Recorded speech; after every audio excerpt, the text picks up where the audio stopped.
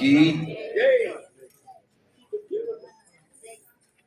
अवतार मेहर बाबा की अवतार मेहर बाबा की ఇక్కడ మనందరం ఈ సహవాస కార్యక్రమాలు మిగతా కార్యక్రమాలు ఇవన్నీ చేసుకుంటాం. ఎందుకంటే బాబా యొక్క నామాన్ని ఎన్నిసార్లు వీలైతే అన్నిసార్లు చేసుకోవటానికి. చాలా సహవాసంలో చూస్తాం, అవతార్ మెహర్ బాబాకి అనగానే 4 గొంతులు 5 గొంతులు జై అంటున్నాయి. మిగతాదంతా మనసు ఎక్కడో ఉంటుంది. బాబా మనకి స్వయంగా చెప్పారు, ఆయన నలుగురు ఎక్కడ కూడి నా నామం చేసుకుంటారో అక్కడ తప్పనిసరిగా నేను ఉంటాను అని చెప్పేస్తాను. సో సాక్షాత్తు బాబా ఇక్కడ ఉన్నారనేటువంటి భావంతో మనం అనుకున్నటువంటి ఆ టైం వరకు ఉంటే ఏంటంటే మనం ఇక్కడికి వచ్చినటువంటి ఆ పర్పస్ అనేటువంటిది సర్వం. లేకపోతే మిగతా కార్యక్రమాల లాగానే ఇది కూడా ఒక కార్యక్రమం లాగానే మిగిలిపోతుంది. ఈనాడు మీ అందరినీ కలుసుకొని ఆయన గురించి 4 మాటలు చెప్పుకునేటువంటి అవకాశం ఇచ్చినటువంటి ఈ కలియుగ అవతారుడు, మనందరి ప్రియతముడు అయినటువంటి మెహర్ బాబా వారి పాద పద్మాలకు నమస్కారాలు తెలియజేసుకుంటూ మీ అందరికీ నా హృదయపూర్వక జై బాబాలు. అవతార్ మెహర్ బాబాకి జై. ఏలూరు సెంటర్ తోటి అంటే చాలా సెంటర్లు వెళ్తూ ఉంటాం, బాబాని చూస్తూ ఉంటాం, మాట్లాడుతూ ఉంటాం. కానీ ఏలూరు సెంటర్ కట్టా సుబ్బారావు గారి తోటలో కొట్టినటువంటి ఈ పర్టికులర్ సెంటర్తో నాకు ఒక ప్రత్యేకమైనటువంటి జ్ఞాపకం. 1988వ సంవత్సరం ఇదే రోజున ప్రారంభించినప్పుడు సెంటరు మా నాన్నగారు కిలార్ రామకృష్ణారావు గారని పెద్దవాళ్ళకి చాలామందికి తెలుసుంటారు. ఆయన రావాల్సింది ఇక్కడికి ఒక వన్ ఆఫ్ ద గెస్ట్గా.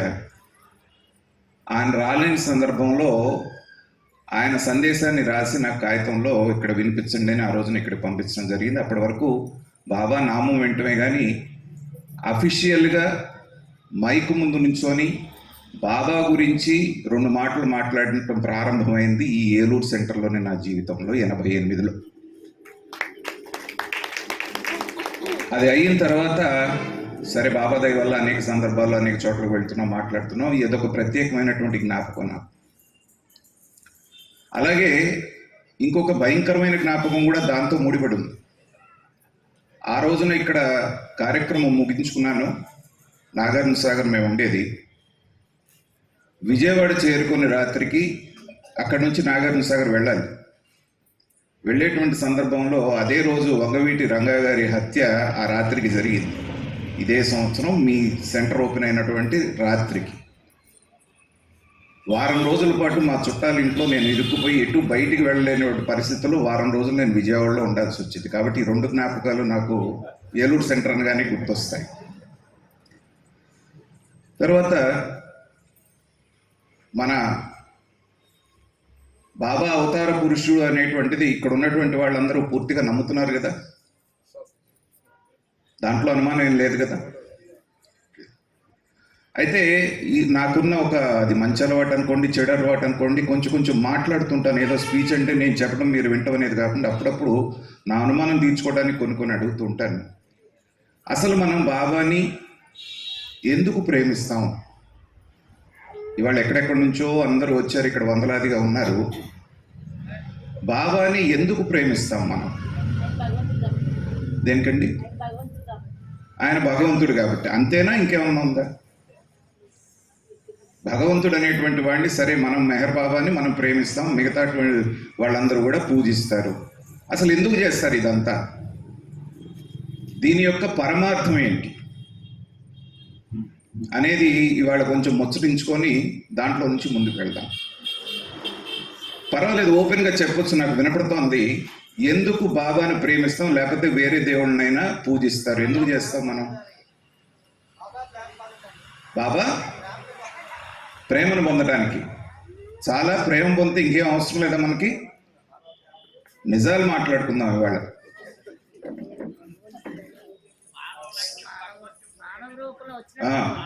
మానవ రూపంలో వచ్చిన భగవంతుడు. కరెక్ట్గా ఇప్పుడు నేను ఏ సబ్జెక్ట్ మాట్లాడబోతున్నానో ఆయన ఆ సబ్జెక్ట్ గురించి నాకు అందించారు. సంతోషం. ఈ జీవితం యొక్క లక్ష్యం ఎవరినైతే మనం భగవంతుడిగా అనుకుంటున్నామో, కలియుగ అవతారుడిగా మెహర్బాబాగా అనుకుంటున్నామో ఆయన్ని ప్రేమించటం. ఈ జీవితం యొక్క చివరి గమ్యం, గమ్యం అంటే చివరిగా చేరుకోవాల్సింది. అది ఏమిటి అంటే భగవంతుడిలో ఐక్యం అవ్వటం, భగవంతుడు అవ్వటం. ఈ మానవ జన్మ, ఇందాక సోదరు చెప్పారు డాక్టర్ గారు, వాయువు దగ్గర నుంచి, లోహం దగ్గర నుంచి, వెజిటబుల్ దగ్గర నుంచి, తర్వాత పక్షిగా, చేపగా, జంతువుగా, మనిషిగా వచ్చినటువంటి జన్మ తీసుకున్న తర్వాత మళ్ళీ భగవంతుణ్ణి చేరుకోవటానికి 84 లక్షల జన్మలు మనం ఎత్తాల్సి ఉంటుంది. 84 లక్షల జన్మలు. మరి ఈ 84 లక్షల జన్మల తర్వాత మనం భగవదైక్యం పొందాం అనుకుందాం. మరి ఇక్కడ ఉన్నటువంటి మనలో, అంటే సింపుల్గా చెప్పాలంటే ఇందాక నేను వేసినటువంటి ప్రశ్నకు ఒకే ఒక్క సమాధానం ఏంటంటే, మనం ఏమి చేసినా కూడా ఆ భగవత్ ఐక్యం పొందటానికే, మోక్షం పొందటానికి, ఆధ్యాత్మికత యొక్క చివరి గమ్యం ఏమిటి అంటే భగవంతుడిలో ఐక్యం అవటం. కానీ దురదృష్టవశాత్తు చాలామంది వాళ్ళ ఆధ్యాత్మికతలో తీసుకుంటే ఆ ఒక్కటి తగ్గితే మిగతావన్నింటినీ ఆశిస్తున్నారు. నేను చాలా సందర్భాల్లో చాలా చోట్లకు వెళ్ళినప్పుడు మెహర్బాబా సెంటర్స్లో ఒక ప్రశ్న వేస్తాను. మీలో చాలామంది కూడా చూసుంటారు ఆ ప్రశ్న, కానీ మళ్ళీ అదే ప్రశ్న ఇక్కడ వేస్తున్నాను. మనం ఇప్పుడు మాట్లాడుకున్నాం, మన గమ్యం భగవంతుడు ఐక్యం అవటమే. మరి బాబా సాక్షాత్ ఇక్కడ ఉన్న నలుగురు మాట్లాడుకుంటూనే ఉంటానన్నాడు. మరి ఇంతమంది ఇక్కడ ఉన్నాం, పాటలు పాడాం, మాట్లాడుతున్నాం, బాబా ఇక్కడ ఉన్నాడు. చాలా సంతోషించాడు. సంతోషించి ఇక్కడ ప్రత్యక్షమై ఇక్కడ కూర్చున్న మీ అందరినీ ఇంట్లో ఒక్క మాట కూడా చెప్పే అవకాశం లేకుండా ఇటు నుంచి ఇటే మోక్షానికి తీసుకెళ్ళిపోతాను అంటే మనలో ఎంతమంది సిద్ధంగా ఉన్నారో ఒక్కసారి చేతులు ఎత్తండి. పర్వాలేదు, డెవలప్మెంట్ కనిపిస్తాం ప్లీజ్. ఈ ఎత్తిన చేతుల్లో కూడా 70% తల నరిసిన వాళ్ళే ఉన్నారు. అంటే బాధ్యతలన్నీ అయిపోయినాయి, పర్వాలేదు, ఇంకా వెళ్ళిపోయినా పర్వాలేదు, మోక్షం అంటున్నారు. అది కూడా మోక్షం కాకపోతే మళ్ళీ అది కూడా లేవదు. మోక్షం అంటున్నారు కాబట్టి ఈ మాత్రం చేతుల్లో వేస్తున్నారు. సో ఇది మనలో ఉన్నటువంటి ఆధ్యాత్మిక అయోమయం. దీంట్లో కూడా సగం చేతుల పైన ఎందుకు లేచినాయి? బాబా వచ్చేది లేదు, మనల్ని తీసుకెళ్లేది లేదు కాబట్టి చేయితే ఏం పోయిందిలే అని చెప్పి లేచినాయి ఆ చేతులు. సో బాబా చెప్పిందే కాకుండా ప్రతి వాళ్ళు చెప్పింది ఏంటంటే, ఇక్కడ ఉన్నటువంటి ఈ జీవాత్మలన్నీ కూడా ఆ పరమాత్మ అనేటువంటి మహాసముద్రంలో నుంచి వేరుబడినటువంటి ఆత్మలే. అంటే ఒక రకంగా ఆ పరమాత్మలో నుంచి వచ్చినటువంటి భాగాలే. నీవు నేను వేరు కాదు, మన ఇద్దరు ఒకటే అని బాబా చెప్పాడు. మిగతా ఆధ్యాత్మిక గ్రంథాలన్నీ చెప్తూనే ఉంటాయి. మరి బాబా మనం ఒకటే, మనం కూడా దైవ స్వరూపం అయినప్పుడు బాబాని అక్కడెందుకు పెట్టాం? మనందరం ఇక్కడెందుకు కూర్చొని ఉన్నాం? మనం దేవుళ్ళమే. కానీ ఆయన్ని మనని వేరు చేసేది ఏంటంటే మాయ. అరిషడ్ వర్గాలు అనేటువంటివి ఏవైతే ఉన్నాయో, కామ, క్రోధ, లోభ, మోహ, మదమాత్సర్యాలు అనేటువంటి 6, వీటిని భగవంతుడు మనకి ఆ మాయ ద్వారా కల్పించినటువంటి. కాబట్టి అది మాత్రమే మనల్ని భగవంతుని వేరు చేస్తుంది. అది తొలగిపోతే భగవంతుడు మనం ఒకటే. అయితే ఈ మాయ చేసేటువంటిది ఏంటంటే 2 పనులు చేస్తుంది ముఖ్యంగా. గమ్మత్తుగా ఏం చేస్తుందంటే, ఒకటి, ఏదైతే జీవితంలో ప్రధానమైనటువంటిదో, ఇందాక మనం అనుకున్నాం జీవితం యొక్క గమ్యం ఏంటి? మోక్షం.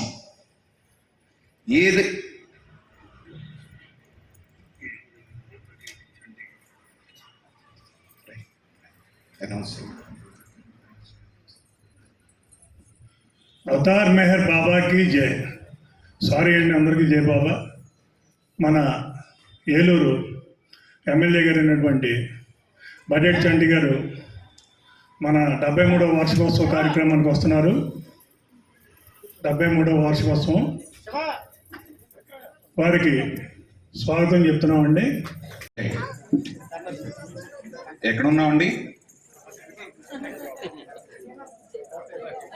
ఎక్కడున్నావు? పోయిందా? అదే అదే ఎంత బాగా వింటున్నావు అనేటువంటి దానికి అదొక సూచిక. ఎక్కడున్నావు? సూపర్, అక్కడే ఉన్నారు. సో మాయకున్నటువంటి సబ్జెక్ట్ కూడా మాయ దగ్గరే ఉన్నాం. అదే సో మాయ ఇందాక మనం అనుకున్నట్టుగా 2 పనులు చేస్తుంది. ఏదైతే ఈ జీవితానికి, ఈ మానవ జీవితం తీసుకున్నందుకు ముఖ్యమో దాన్ని అప్రాధాన్యమైనటువంటి విషయంగా చూపిస్తుంది. ఇందాక మనం అనుకున్నట్టు ఈ జీవితం యొక్క లక్ష్యమే, మానుష జన్మ యొక్క లక్ష్యమే అంటే గమ్యం భగవంతుని చేరుకోవటం. ఈ జీవితాన్ని, ఈ జన్మని దానికి అంకితం చేయాల్సి ఉంటే మాయ ఏం చేస్తుందంటే, ఎప్పుడో 84 లక్షల జన్మలు ఎత్తింది. నాలంటాడు ఎవడో చెప్తాడు 84 లక్షల జన్మలు పట్టుద్దని. ఎప్పుడో అయ్యేదానికి ఇప్పుడు నుంచే దేవుడిని తలుచుకోవడం, తిరిగి పుట్టడం చావడం తప్పదు కదా. కాబట్టి రోజుకు 10 నిమిషాలు 15 నిమిషాలు ఆయన కేటాయిద్దాం, మిగిలిన సమయం అంతా ఈ ప్రాపంచిక విషయాల వెనకాల పరిగెద్దాం అనేటువంటిది మన మనసులో బాగా బలంగా నాటుతుంది ఆ మాయ అనేటువంటిది. అలాగే ఏదైతే అప్రాధాన్యమైనటువంటిది, ప్రాధాన్యత లేనటువంటిది ఏదైతే ఉంటుందో ఇందాక అన్నట్టుగా దాన్ని బాగా ప్రాధాన్యతని సమకూరుస్తుంది. మనకి ఈ 7 రియాలిటీస్ అని మనం చెప్పుకుంటాం. ప్రతి బాబా సెంటర్లో 7 మెట్లు ఉంటాయి. దాంట్లో కింద ఉంటే ఫస్ట్ పదం ఏముంటుందండి? కింద నుంచి పైకి తీసుకుంటే ఎగ్జిస్టెన్స్ అంటే ఉనికి. ఈ ఉనికి అనే పదాన్ని కనుక మనం బలంగా అర్థం చేసుకోగలిగితే మిగతాదంతా సులభం అవుతుంది. ఇవాళ మనందరం ఇక్కడ కూర్చొని ఉన్నాం, మనం ఉనికిలో ఉన్నాం. కానీ ఒక 100 సంవత్సరాల ముందు ఇక్కడ కూర్చున్నటువంటి వాళ్ళలో ఎవరన్నా ఉన్నారా? 100 సంవత్సరాల ముందు నాకు తెలిసి ఉండరు. అప్పుడు మరి మైకు, ఈ టెంటు, ఈ స్టేజీ అవి కూడా లేవు. తర్వాత 100 సంవత్సరాల తర్వాత మనం ఎవరన్నా ఉంటామా? ఇక్కడున్న ఏ వస్తువైనా ఉంటుందా? బిల్డింగ్లు ఉండొచ్చు.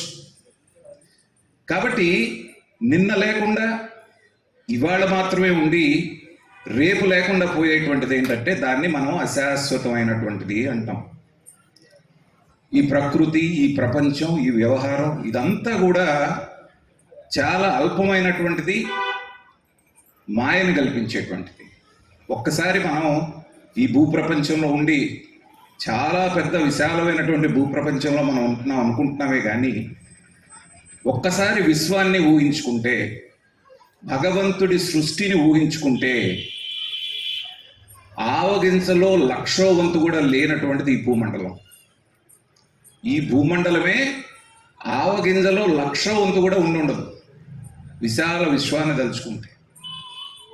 మరి ఆవగింజలో 1,00,000వ వంతు లేనటువంటి ఇంత పెద్ద భూగోళంలో మనమెంత, మనలో ఉన్నటువంటి బుర్రెంత, దాంతో ఆలోచించి పరమాత్మని తెలుసుకోవాలని ఒక వృధా ప్రయాస చేస్తున్నాం చూసారా? అది భగవంతుడు కల్పించేటువంటి మాయ. అది ఎడిదిరిగి అర్థం చేసుకోలేం కాబట్టి నా ఇల్లు, నా పొలము, నా కారు, నా బిల్డింగు, నా పిల్లలు, వాడి చదువు, వాడి పెళ్ళి, వాడు అమెరికా వెళ్ళటం, వాడు డాలర్లు సంపాదించడం, వాడిక్కడ మన వృద్ధాశ్రమానికి పంపించడం చివరి దశలో. సో దీని చుట్టూ తిరుగుతున్నాం. కాబట్టి మాయ ఏం చేస్తుందంటే ఏదైతే నీది కాదో, కొడుకు ప్రమాణంగా మాట విన్నాడు, వాడు పెళ్ళయ్యే వరకు. పెళ్ళైన తర్వాత మా అబ్బాయి నా మాట వింటలేదండి. ఎందుకు వినాలి? నువ్వు పెళ్ళైనాక నువ్వు విన్నావా మీ తల్లిదండ్రుల మాట? అది మర్చిపోతాం. మా అబ్బాయి మాత్రం వింటలేదండి సరిగ్గా. అసలు వీడు నా వాడే, నేనే కన్నాను, సర్వహక్కులు నాకు వీడి మీద సర్వహక్కులు ఉన్నాయి అనుకున్నప్పుడే మీరు ఆ డిసప్పాయింట్మెంట్కి రెడీ అయ్యి ఉండాలి. ఎందుకంటే రేపు వాడికి రెక్కలు వచ్చిన తర్వాత ఎగిరిపోతాడు. అప్పుడు తెలుస్తుంది అశాశ్వతం అని. కానీ అప్పుడు టైం అయిపోతుంది, సగం టైం. ఈ రెండు రకాలైనటువంటి మాయ చేస్తూ ఉంటుంది. మాయ ఈ రెండు రకాలైనటువంటి పనులు చేయటం, తర్వాత ఏదో సాధన ద్వారా ఈ మాయ గురించి తెలుసుకొని దీని నుంచి బయటపడాలనే ప్రయత్నంలో బయటపడ్డప్పటికీ కూడా బాబా ఇంకోటి చెప్తారు, మూడో రకమైనటువంటి విచిత్రమైన మాయ కల్పిస్తుందంట. వీడు మాయలో నుంచి బయటపడిన తర్వాత ఏం చేస్తుంటాడంటే, కనిపించినాడికి కనిపించినాడు అందరికీ చెప్పుకుంటూ తిరుగుతాడు, నేను మాయలో నుంచి బయటపడిపోయాను, నేను ధ్యానం చేశాను, నేను ఆధ్యాత్మికంగా ఎంత పురోగతి చెందాను, నేను అది చేశాను, ఆధ్యాత్మిక మార్గంలో ప్రయాణిస్తున్నాను. ఇది కూడా ఒక రకమైన మాయ అంటాడు బాబా. ఏది నాది కాదు, ఏది లేదనేటువంటి తత్వం వచ్చే వరకు మనం చేసేటువంటిది అంతా కూడా మాయ. మరి ఇవాళ మనం మాట్లాడుకునేటువంటి సబ్జెక్టు ఆల్రెడీ పావుగంట అయిపోయింది, ఇంకొక హాఫ్ అన్ అవర్ ఉంది. 80 అదే. సో మనం ఇందాకే అనుకున్నాం 84 లక్షల జన్మలు ఎత్తితే కానీ, అంటే ఈ 84 అనేటువంటిది ఏంటంటే ఒక యూనిక్ నంబర్ ఈ సృష్టిలో. ఈ సృష్టిలో మనం కనిపించేటువంటి జంతు జాతులు ఏవైతే ఉన్నాయో అవన్నీ కూడా 84 లక్షల జీవజాతులు ఉన్నాయి ఈ భూప్రపంచం మీద. ఈ మానవుడు అనేటువంటి ఈ రెండు కాళ్ళ జంతువు కాకుండా 84 లక్షల జీవజాతులు ఉన్నాయి. దాంట్లో మనం ఒకటి. దాంట్లో 21 లక్ష నీటిలో ఈదేవి, 21 లక్ష నేల మీద పాకేవి, 21 లక్ష ఆకాశంలో ఎగిరేవి, 21 లక్ష నేల మీద నడిచేవి. ఇది దేవుడి సృష్టి. కానీ ఇందాక అనుకున్నట్టుగా మానవుడు అనేటువంటి ఈ రెండు కాళ్ళ జంతువు వాక్కు మేధస్సు అనేటువంటి ఈ రెండు ఆయుధాలతోటి ఈ మిగిలినటువంటి తన కాకుండా ఈ మిగిలినటువంటి 84 లక్షల జీవరాశుల్ని తన కంట్రోల్లో పెట్టుకొని ఎంత విధ్వంసం చేస్తున్నాడో మనం చూస్తున్నాం. కాబట్టి జీవరాశులు 84 లక్షలు, మోక్షాన్ని పొందాలంటే తీసుకునేటువంటి జన్మలు 84 లక్షలు. మరి మనకు ముందు జన్మలు ఉన్నాయో లేదో మనకు తెలియదు. వచ్చే జన్మలో మనం ఏమై పుడతామో, ఎన్ని జన్మలు కావాలో అది మనకు తెలియదు. ఈ జనన మరణ చక్రం నుంచి తప్పించుకొని ఈ జన్మలోనే మన గమ్యాన్ని చేరుకునేటువంటి అవకాశం ఉందా లేదా అనేటువంటిది ఇవాళ మన మెయిన్ టాపిక్. ఉందంటారా? ఉందంటారా? ఉందన్నాడు చేతులు ఎత్తండి. మరీ స్కూల్ పిల్లలాగా చేయమంటున్నాను, దయచేసి ఏం అనుకోవద్దు, తెలుసుకుందామని. ఓకే, ఒక 20% చేతులు లేచినాయి అంటే 80% చేతులు ఇంకా లేవలేదు. అంటే ఈ 80% మంది మెహర్ బాబా అవతార పురుషుడని నమ్మట్లేదని లెక్క. అంతే అంటారా? చేతులు లేపిన వాళ్ళు మాత్రమే చప్పట్లు కొట్టారు, చేతులు లేపిన వాళ్ళు కొట్టలేదు. ఎందుకంటే కొట్టరు. నిజంగా బాబాని అర్థం చేసుకొని బాబా చెప్పినటువంటి దాంట్లో 50% మన జీవితంలోకి ఆచరణలోకి తెచ్చుకోగలిగిన ఈ జన్మలోనే ఈ జనన మరణ చక్రాన్ని తప్పించుకొని మనం బాబాలో ఐక్యమై అహం బ్రహ్మస్మి అనేటువంటి స్థితిని చేరడానికి ఈ జన్మలోనే అవకాశం ఉంది. త్రిశంకుడు అనేవాడు మీరు వినే ఉంటాడు. అతను బొందితోటి స్వర్గానికి వెళ్ళాలనుకున్నాడు. చాలా ప్రయత్నాలు చేశాడు, అవ్వలేదు. చివరికి విశ్వామిత్రుడిని ఆశ్రయించాడు. విశ్వామిత్రుడు కొంచెం ఫెరోషియస్ ముని, మనకు తెలుసు, రాజర్షి. సరే నీకెందుకు అసలు దేవేంద్రుని అడిగితే నథింగ్ డూయింగ్, రూల్ ప్రకారంగానే రావాలి, రూల్ ఇది చేస్తానంటే ఎలా ఒప్పుకొని అన్నాడు ఆయన. ఈయన కోపం వచ్చింది. అసలు ఆయన ఇది చేసేది ఏంటి, నేనే నీకు ఒక స్వర్గాన్ని, నేను బొందితో కైలాసానికి పంపిస్తాను చూడని చెప్పి స్వర్గానికి తపోశక్తితోటి స్వర్గం దాకా పంపించగలిగాడు. కానీ అక్కడ ఉన్నాడు కదా అసలు దానికి అధిపతి, ఎక్కడికి రా వస్తావు, నీకు అర్హత లేకుండా ఒక తోపు దోశాడు. ఆయన ఒక స్వర్గం నుంచి కింద పడిపోతావు విశ్వామిత్ర విశ్వామిత్ర అని అరుస్తున్నాడు. ఈయనకి ఈగో హర్ట్ అయింది. ఎంత మునులు ఋషులైనా కానీ వాళ్ళకి ఇందాకన్నా అరిషట్ వర్గాల్లో సగం ఉన్నాయి వాళ్ళకి కూడా. వెంటనే ఎక్కడికి వస్తున్నావు, స్టాప్ అక్కడే అన్నాడు. వీడటు స్వర్గానికి ఇటు భూలోకానికి కాకుండా మధ్యలోనే ఆగిపోయాడు. ఆగిపోతే అక్కడ ఒక స్వర్గాన్ని సృష్టించి అతని కోసం త్రిశంకు స్వర్గం అని పేరు పెట్టి అది మనం త్రిశంకు స్వర్గం అంటాం. అంటే అటు కాకుండా ఇటు కాకుండా మధ్యలో.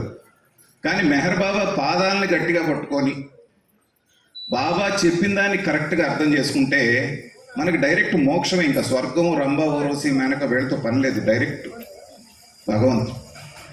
అది ఎలా అనేటువంటిది ఇప్పుడు ఉన్నటువంటి టైంలో మనం డిస్కస్ చేద్దాం. ఇందాక చెప్పుకున్న మనిషిగా రాబోయే ముందు వచ్చేటువంటి రూపం ఏంటంటే జంతువు. జంతువు నుంచి మనిషిగా రూపాంతరం చెందాం మనం, మనిషి జన్మ తీసుకున్నాం. కానీ గత జన్మ వాసనలు అంటారు చూసారా, అవి తొందరగా పోవు.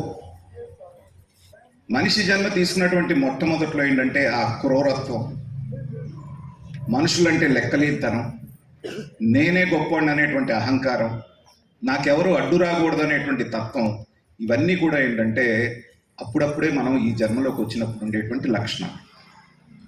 వాడు ఏమనుకుంటాడంటే ఇదంతా నాదే, చేసేదంతా నేనే, నాకు ఎదురు లేదు, నేనేమంటే అదే దీంట్లో ఉంటాడు. ఇలా కొంతకాలం జరిగిపోతూ ఉంటుంది. ఈ ప్రాసెస్లో అనేక మంది అతనితోటి ఇబ్బందులు పడుతూ ఉంటారు, ఇబ్బందులు పెడుతూ ఉంటాడు, సంస్కారాలు మూటగట్టుకుంటూ ఉంటాడు. ఇలా కొన్ని జన్మలు తీసుకున్న తర్వాత అసలు అప్పుడు దేవుడని కానీ ఎవడో ఒకరు నన్ను సృష్టించారని కానీ అతను నన్ను చూస్తున్నాడు అనేటువంటి భావనే అతనిలో ఉండదు. నేనే అనేటువంటి ఫీలింగ్లో ఉంటాడు. ఇలా కొన్ని జన్మలు గెలిచిన తర్వాత ఎప్పుడో ఒకసారి, అది ఈ జన్మలో కావచ్చు, నెక్స్ట్ జన్మలో కావచ్చు, తను అనుకున్నది జరగని సందర్భం వస్తుంది. బ్రహ్మాండమైనటువంటి వ్యాపారం చేశాడు, ఖచ్చితంగా లాభాలు రావాలి, పూర్తిగా నష్టం వచ్చి మునిగిపోయాడు. అప్పుడు వీడికి అనుమానం వస్తుంది, అంతా నేనే అయితే ఇప్పటిదాకా నేను వేసినటువంటి ప్లాన్స్ అన్ని బ్రహ్మాండంగా సక్సెస్ అయ్యి ఇప్పుడు ఎందుకు నేను ఫెయిల్ అయ్యాను అన్నప్పుడు అక్కడ ఆధ్యాత్మిక ప్రయాణానికి మొట్టమొదటి అడుగు అనేటువంటిది అక్కడి నుంచి. మనం అనుకున్నది జరగనప్పుడు ఇది ఇలా ఎందుకు జరిగింది అనే ఆలోచన మనిషిలో మొదలైనప్పుడు మాత్రమే ఆధ్యాత్మిక ప్రయాణంలో అతని మొదటి అడుగు పడుతుంది. అప్పుడేమనిపిస్తుంది అతనికి, ఓహో నేను అనుకున్నది కాకుండా ఇంకోటి జరిగే అవకాశం ఉంది, కాబట్టి ఇదంతా నేను కాదు, ఇంకేదో నన్ను నడిపిస్తాను. ఆ టైంలో ఏ స్వామో, ఒక దేవుడో, ఒక మంత్రమో, ఇంకోటో వస్తుంది. వచ్చినప్పుడు భక్తితో పూజించడం మొదలు పెడతాడు అతను అనుకున్నటువంటి రూపాన్ని. అక్కడ కూడా భక్తి అని పూర్తిగా అంటానికి లేదు, ఒక అవసరంతో. నేను వ్యాపారంలో నష్టపోయాను కాబట్టి నాకు బాగా మళ్ళీ లాభం వచ్చేటట్టుగా చెయ్యి. మనకి ఈ మధ్య చాలామంది కనపడుతున్నారు, మీ అమ్మాయికి పెళ్లి కావాలంటే నా దగ్గరికి రండి, నన్ను ఆశ్రయించండి, మీ అబ్బాయికి ఉద్యోగం రావాలంటే నా దగ్గరికి రండి, నా దగ్గరికి వస్తే అన్ని కష్టాలు తొలగిపోతాయి మీకు అనేటువంటి మాటలు చెప్తూ ఉంటారు. ఇక్కడే మనం బురిడి కొట్టి బుట్టలో పడుతూ ఉంటాం. ఒక్కసారి మన పురాణాలు, రామాయణం, మహాభారతం ఇవన్నీ తీసుకుంటే అసలు కష్టాన్ని తొలగించేటువంటి శక్తి భగవంతుడికే ఉంటే, శక్తి లేక కాదు, కానీ ఆయన మన కర్మఫలాన్ని తప్పిస్తే అసలు వరల్డ్ ఆర్డరే మారిపోతుంది. అదే కనుక ఆయనకు ఉంటే, రామావతారంలో రాముడిగా వచ్చినప్పుడు ఆయన పడ్డటువంటి కష్టాలతో పోల్చుకుంటే మనం పడుతున్నటువంటి కష్టాలు ఏమైనా ఒక లెక్కలో ఉన్నాయో ఒక్కసారి ఆలోచించండి. చక్రవర్తి కుమారుడు, తెల్లారితే పట్టాభిషేకం, చక్కగా ఏం చెప్తే అది వినేటువంటి ముగ్గురు తమ్ముళ్ళు, ఏమీ లేకుండా తెల్లవారి పట్టాభిషేకం అంటే నారగుడ్డలు కట్టుకొని అడవికి వెళ్ళాల్సినటువంటి పరిస్థితి సాక్షాత్తు భగవత్ స్వరూపుడైనటువంటి రాముడికి వచ్చింది. మరి ఇంకా దారుణమైనటువంటి విషయం ఏంటంటే, సొంత భార్యను ఎవడో ఒక రాక్షసుడు వచ్చి ఎత్తుకుపోయాడు. ఆ రాక్షసుని మీద పోరాటానికి కోతుల సహాయం తీసుకొని పోరాటం, ఆ పోరాటంలో ఆ జీవితంలో ఎన్ని బాధలు పడ్డారు. అయోధ్యకు వచ్చారు, బాగుంది, రాజయ్యాడు, పాలిస్తున్నాడంటే ఎవడో ఒకటి నిందేశాడని మళ్ళీ అమ్మవారిని అడవుల బాట పట్టించి జీవితాంతం ఆయన బాధపడుతూ ఉన్నాడే. రాముడి జీవితంలో సుఖం ఎక్కడుంది? కానీ ఇన్ని కష్టాలున్నా ఏ రోజైనా ఆయన ధర్మం తప్పాడా? అవసరమైతే అందరినీ వదులుకోవటానికి సిద్ధపడ్డాడు, కానీ ధర్మం ఏ రోజు తప్పలేదు. అది రామావతారంలో మనకి ఇచ్చినటువంటి సందేశం. జీవితంలో మీరు ధర్మం అనేటువంటి దాని యొక్క పాదాలు పట్టుకుంటే ఎప్పటికీ మీకు ఎలాంటి ఇబ్బంది ఉండదు. దుఃఖం రావచ్చు, అది నీ గత జన్మ ఫలితం. ఇక కృష్ణావతారం తీసుకోండి, ఇక చెప్పే పనే లేదు. పుట్టకుండానే చంపడానికి కాసుకొని కూర్చున్నటువంటి మేనమామ పుట్టిన దగ్గర నుంచి రోజుకొక మర్డర్ అటెంప్ట్, దినదినగండం 100 ఏళ్ళ ఆయుష్.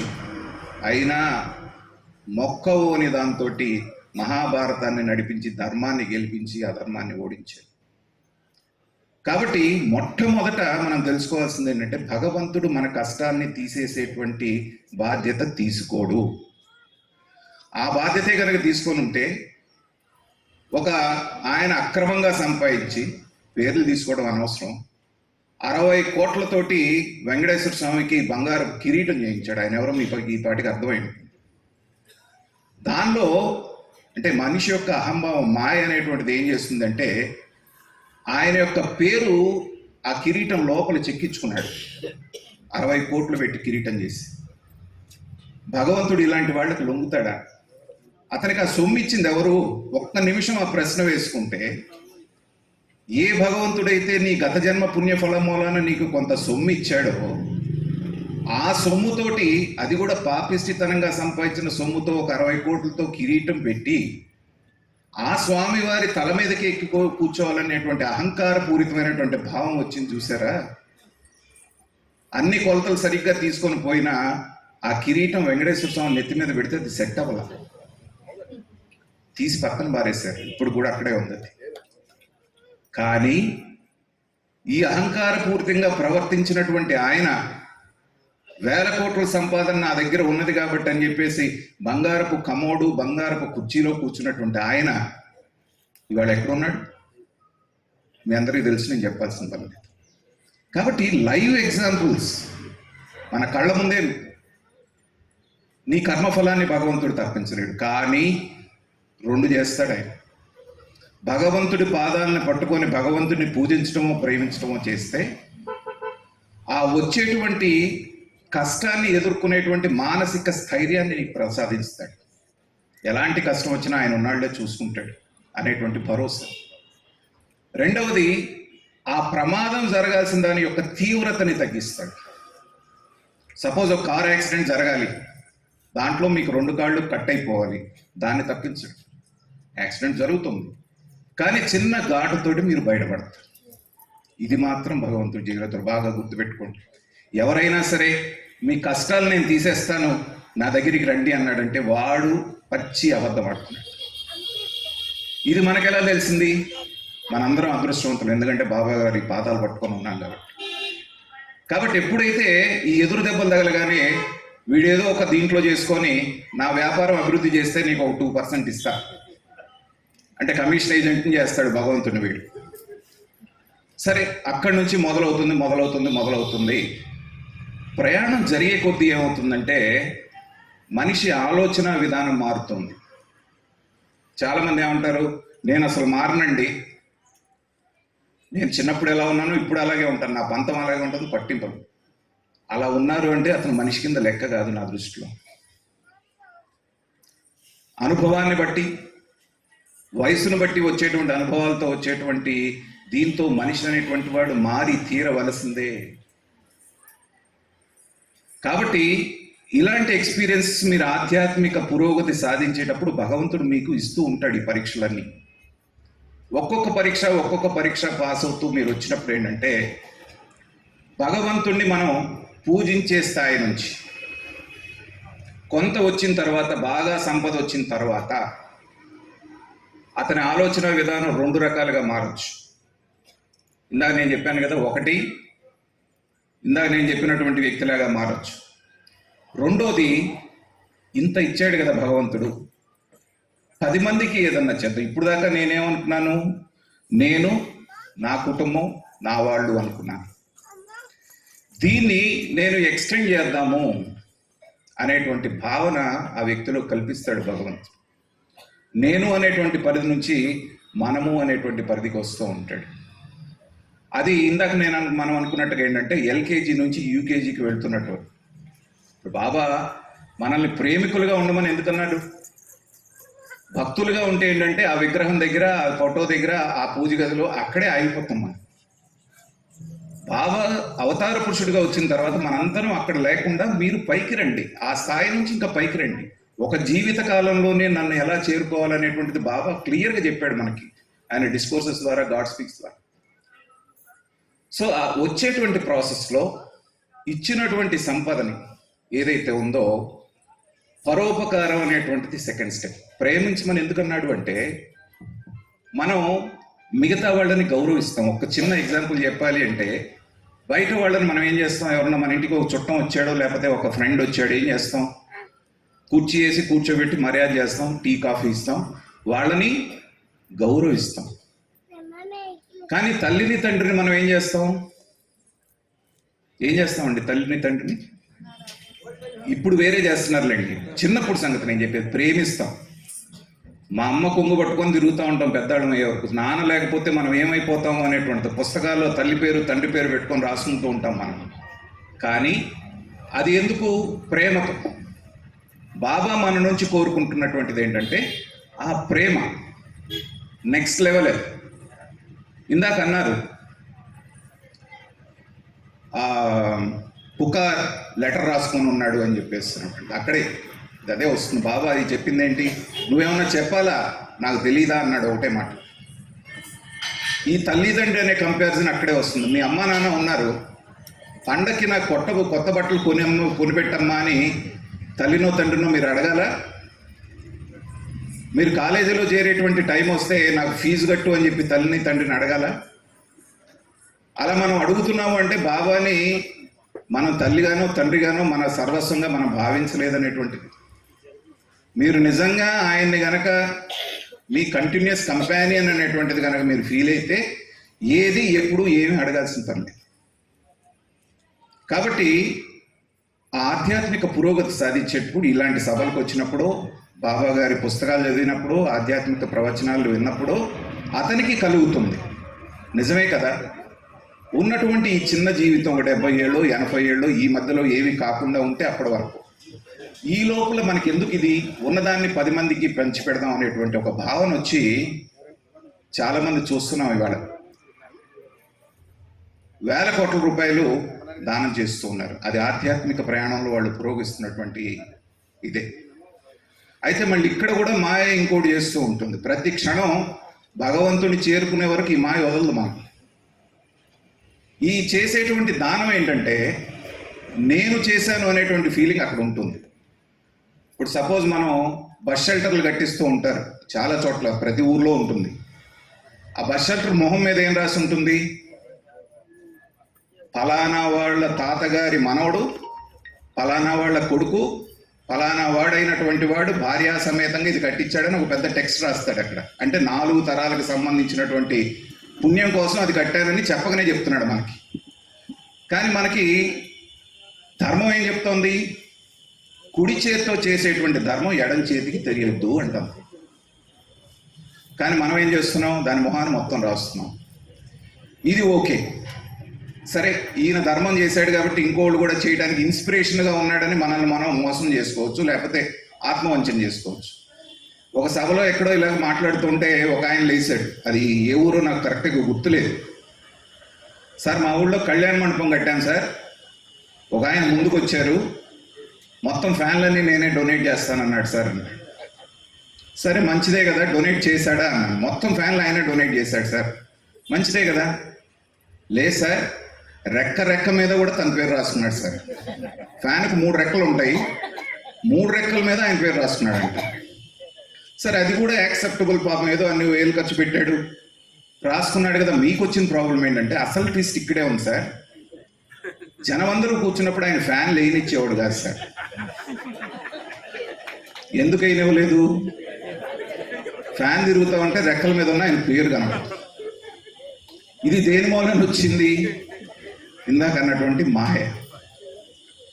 కాబట్టి మనం చేయాలన్నా కూడా అది అడ్డుపడుతూనే ఉంటుంది.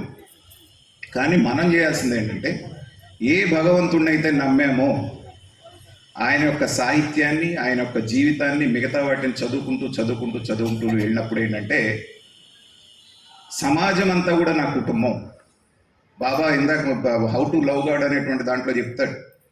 మొట్టమొదటి పాయింట్, నీ కుటుంబ సభ్యుల్ని నువ్వు ఎలా అయితే ప్రేమిస్తున్నావో నీ సాటివాడిని కూడా నువ్వు అలాగే ప్రేమించగలిగితే నువ్వు నన్ను ప్రేమించినట్టే అన్నారు బాబా. అక్కడ నాకు పూజ చేయి, కొబ్బరికాయలు కొట్టు, దండయి, ఈ చెప్పల బాబా.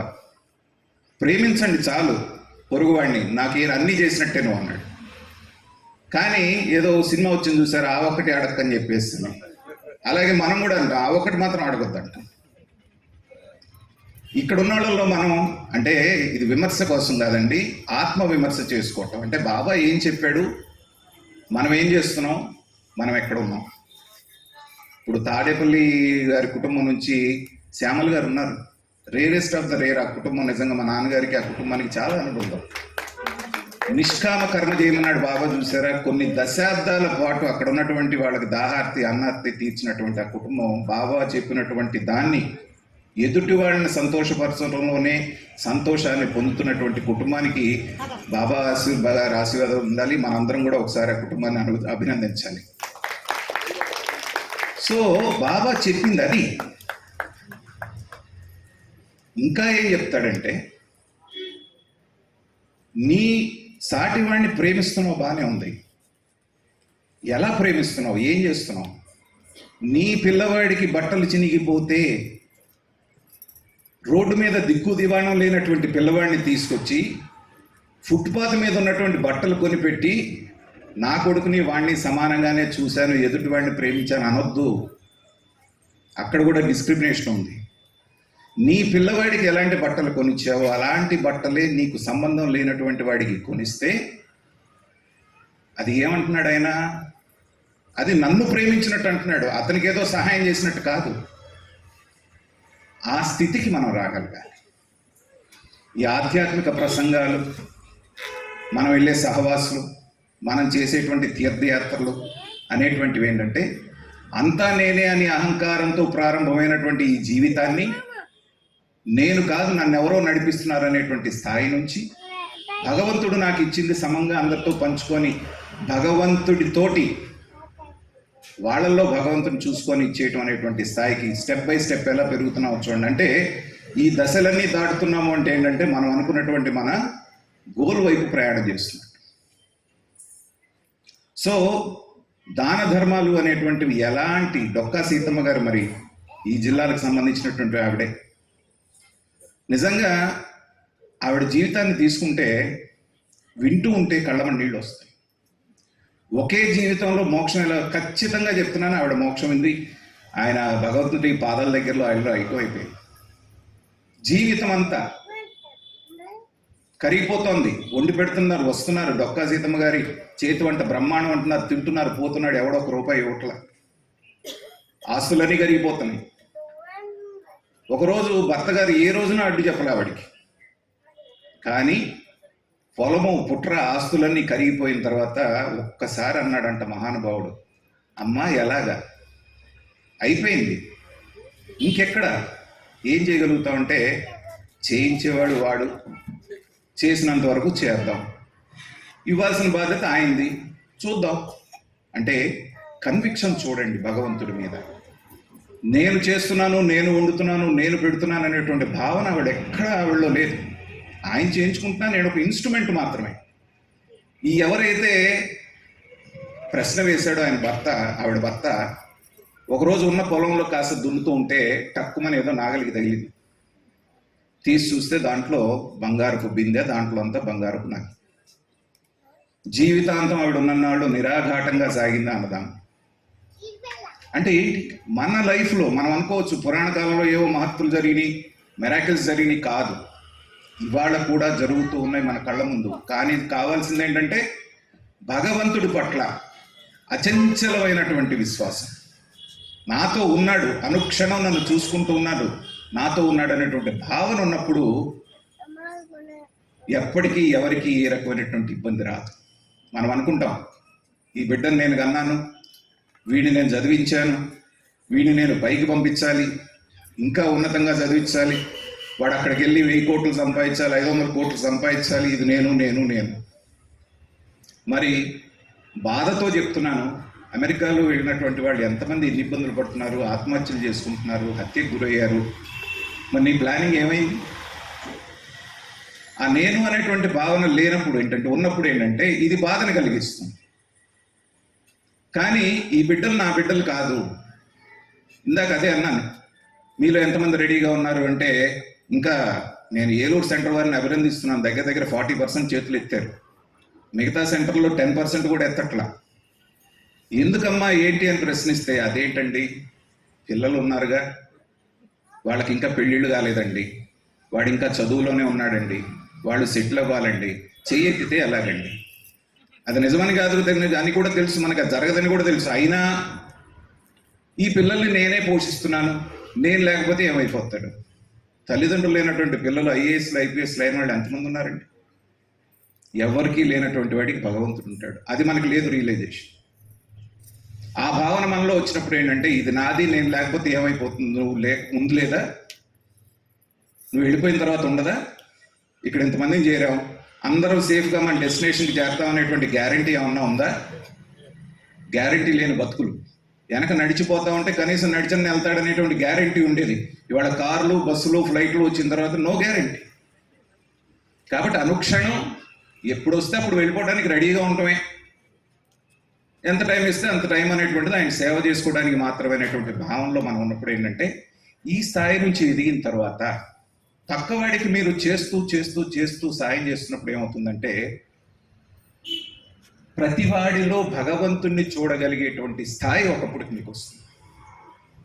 ఇదేదో పక్క మనిషికి నేను సేవ చేస్తున్నాను అనేటువంటి భావన మొదట్లో ఉన్నప్పటికీ, ఈ ఆధ్యాత్మిక ప్రయాణంలో ఇలాంటి కార్యక్రమాలన్నీ చూసుకుంటూ వింటూ ఉన్నప్పుడు ఏంటంటే, నేను సేవ చేస్తున్నటువంటిది వీళ్ళకి కాదు, సాక్షాత్తు భగవంతుడికే నేను చేస్తున్నాను అనేటువంటి భావన మీకు కలిగినప్పుడు ఏంటంటే, భగవంతుడికి ఇంకా మీరు దగ్గర అవుతారు.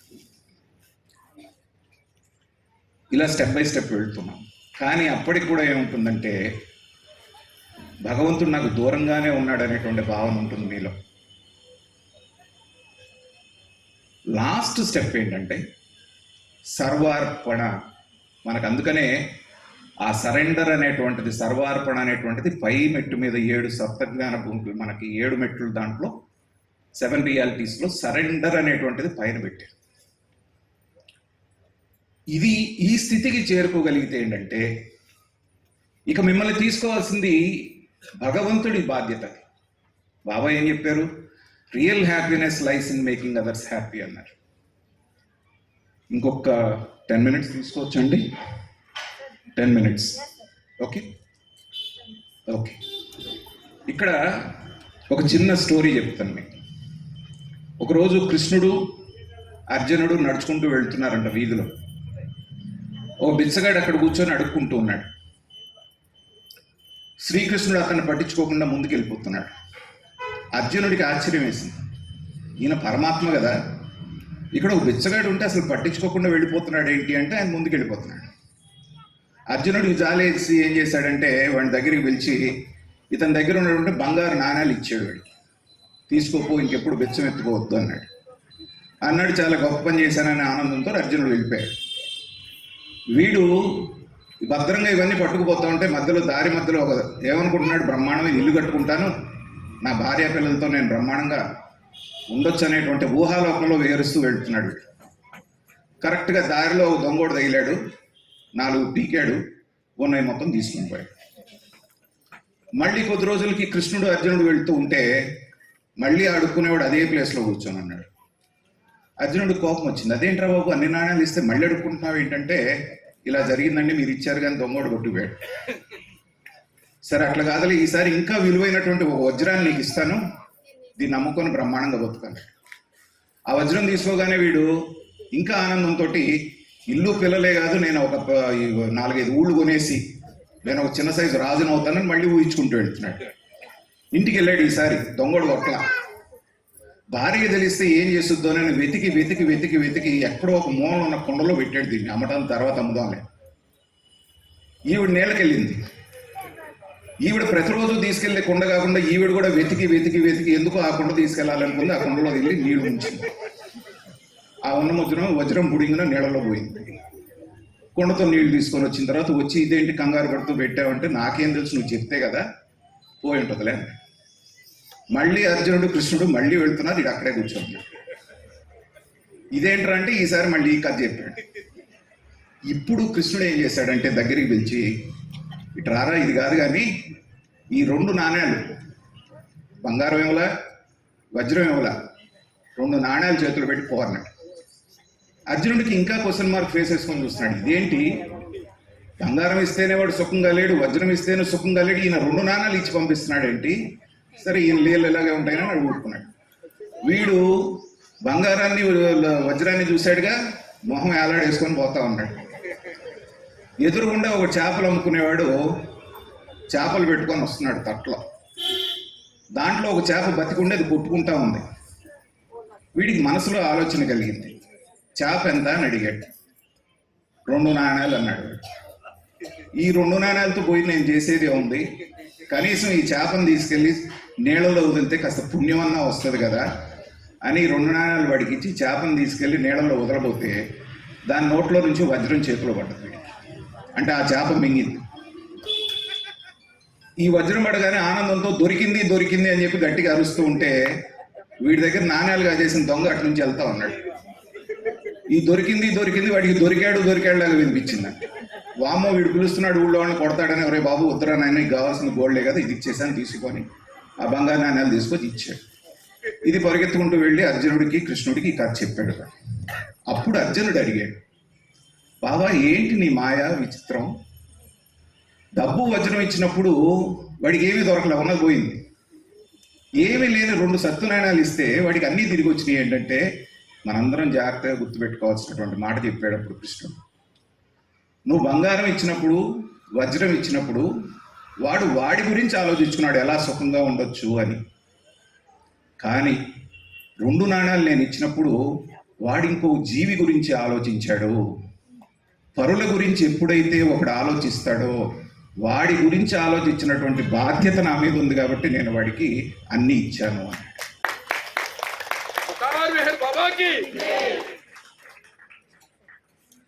అంటే మనకేం గుర్తొస్తుంది? Real happiness lies in making others happy. కృష్ణావతారంలో వచ్చి అలా చేస్తే, మెహర్ బాబాగా వచ్చి మనకి ఇలా చెప్పాడు ఒక వర్డ్. దీన్ని ఎప్పుడైతే మీరు జీవితంలోకి తీసుకున్నారో ఆల్మోస్ట్ వెళ్ళిపోయారు. తర్వాత ఫైనల్గా నేను చెప్పేది ఏంటంటే, సర్వార్పణ భావం మీలో రావాలి అంటే ఇక అంతా నీదే అనేటువంటి స్థితికి వచ్చేసామంటే దగ్గర దాకా వెళ్ళిపోయినట్టు. కానీ అది కూడా మనకి అంత తొందరగా రాదు. దానికి కూడా మహాభారతంలోనే ఉంది. ద్రౌపది వస్త్రాపహరణం మనందరికీ తెలుసు. జూదంలో ఓడిపోయాడు ధర్మరాజు, మొత్తం తమ్ముళ్ళని ఓడిపోయారు, ద్రౌపదిని ఓడిపోయారు, అంతా అయిపోయిన తర్వాత దుర్యోధనుడు ద్రౌపదిని తీసుకురమ్మన్నాడు, వస్త్రాపహరణం చేయమని దుశ్శాసనుడు చెప్పాడు. ఆవిడ ఫస్ట్ లాజిక్ నమ్ముకుంది. ఏమని? తానోడి నన్నోడేనా, నన్నోడి తానోడినా కనుక్కోండి అని. మూర్ఖుడి దగ్గర లాజిక్ పనిచేయదు కాబట్టి దాన్ని ఈడ్చుకురండి అన్నారు. తీసుకొచ్చారు. తీసుకొచ్చిన తర్వాత అక్కడ మహాబలులైనటువంటి అక్కడ ఉన్న వాళ్ళందరినీ నిమిషాల్లో సంహరించగలిగినటువంటి 5 భర్తలు ఉన్నారు. వీళ్ళేమైనా చేయలేకపోతారని చెప్పేసిన వాళ్ళంతా చూస్తే తలకాయలో ఉంచుకొని కూర్చున్నారు. అంత బలవంతులు కూడా. విధి వక్రీకరించినప్పుడు అలాగే ఉంటుంది.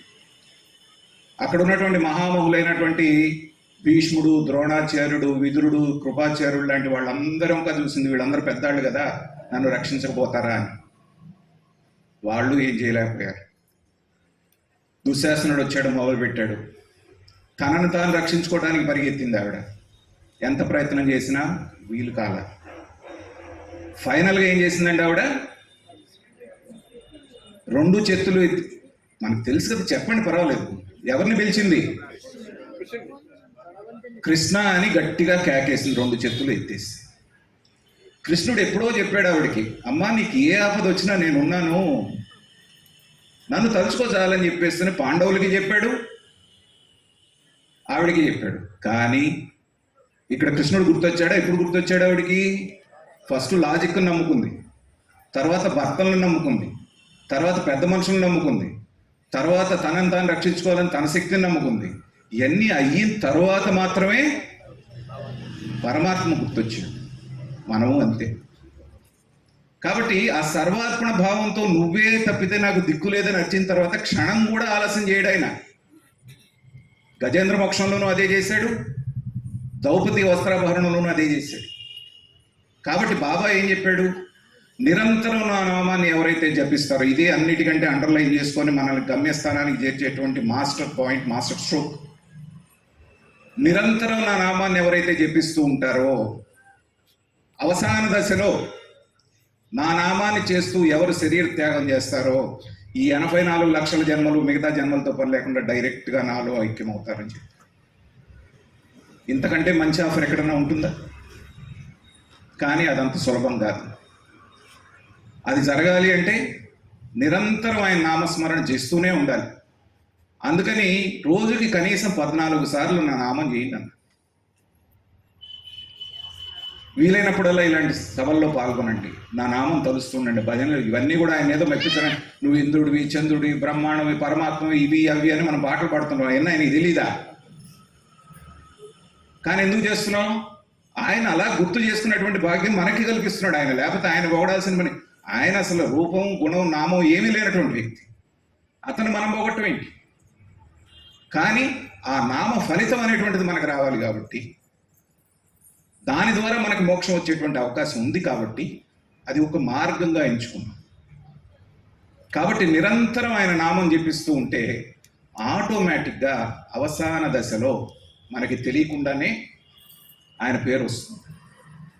అది లేకపోతే ఏం జరుగుతుంది అనేది చెప్పి ముగించేస్తాం 1 minute. ఒక ఆయన ఉన్నాడు, అంటే పెద్దలు చెప్పింది ఏంటంటే, మీకు దేని మీద అయితే ఎక్కువ ప్రేమ ఉందో అవసాన దశలో అదే గుర్తొస్తూ ఉంటుంది మీకు. పాపం పుణ్యం ఏది చూడకుండా చేసినటువంటి కోట్లాది రూపాయల ఆస్తి సంపాదించావు, మాట పోయింది, వినికిడి పోయింది, చూపు పోయింది, అయినా వీడికి దాని మీద పోదు. వచ్చే జన్మ అలాంటి భ్రమతోటే తీసుకుంటాడు. అలాగే కట్టుకున్న ఇల్లు, లేకపోతే పెళ్ళాం, లేకపోతే పిల్లలు, వీళ్ళ మీద పెట్టుకున్నప్పుడు ఏంటంటే ఆ పాసంతో నెక్స్ట్ జన్మ కూడా అలాగే తీసుకుంటాడు. ఇలాగే జీవితాంతం ఒకడు పాపిష్టి సొమ్ము విపరీతంగా సంపాదించాడు. నేను చెప్పినట్టుగా అవసాన దశలో మంచం మీద ఉన్నాడు, ఇంక అన్నీ అయిపోయినాయి, వినపడట్లా, చూపు మాత్రం ఉంది, కాస్త జ్ఞాపక శక్తి ఉంది. నారాయణ నారాయణ అనరా బాబు అని అంటున్నారు అందరూ వీడిని. అంటే పోయేటప్పుడన్నా నారాయణ అంటే ఏదైనా మోక్షం ఇందాక చెప్పినట్టుగా ఏవి ఉండి ఉంటారుగా పురాణాల్లో. వీడేం కనపడట్లేదు, వినపడట్లేదు కాబట్టి ఏమంటలా. చివరికి తెలివిగల్లాడు ఒకడు ఉన్నాడు వాళ్ళల్లో. ఒక నార ఉంటుంది కదా, కనీసం ఇది చూపిస్తే నారా అనన్నా అంటే సగం అన్నా వీడు స్వర్గానికి వెళ్తాడు, ఏ త్రిశంఖ స్వర్గానికి అన్నా పోతాడనని నార చూపిస్తున్నాడంట. ఇదేంటంటే వీడు పీచు పీచు పీచు అంటాడు. ఎప్పుడన్నా నారాయణ అంటే నారాయణ గుర్తొచ్చేది. జీవితం అంతా ఈ అక్రమార్జనకే సరిపోయిన తర్వాత ఇంకా భగవన్నామం ఎక్కడ ఉంటుంది? కాబట్టి అది ఆ రోజున దీన్ని తలుచుకోవచ్చులే, లాస్ట్ మినిట్లో బాబా బాబా అంటే సరిపోద్దంటే అది అంత సులభం కాదు. ఇవాటి నుంచి సిస్టమేటిక్గా కూర్చున్నా, నుంచున్నా, పనుకున్నా, ఏ పని చేసినా బాబా బాబా బాబా అంటే మనం ఇందాక మొదలు పెట్టినట్టుగా ఈ జన్మలోనే మళ్ళీ జన్మంతా ఎత్తే పని లేకుండా బాబాలో కలిసి భగవంతుడయ్యేటువంటి అవకాశం ఉంది. కాబట్టి అలాంటి ప్రయత్నం మనందరం చేయాలని, బాబా మనందరినీ ఆ దిశగా ఆశీర్వదించాలని ప్రార్థిస్తూ సెలవు తీసుకుంటున్నాను. అవతార్ మెహర్ బాబా కీ జై.